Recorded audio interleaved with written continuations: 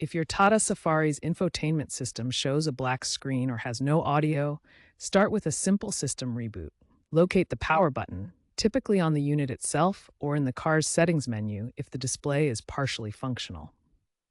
This forces a system restart, often fixing temporary software glitches.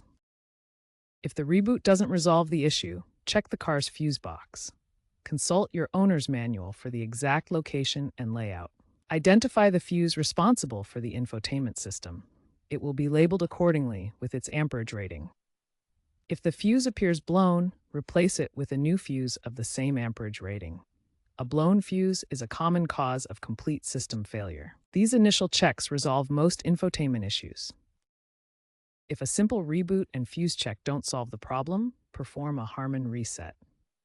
The exact procedure can vary depending on your Safari's model year, but generally involves accessing a hidden menu.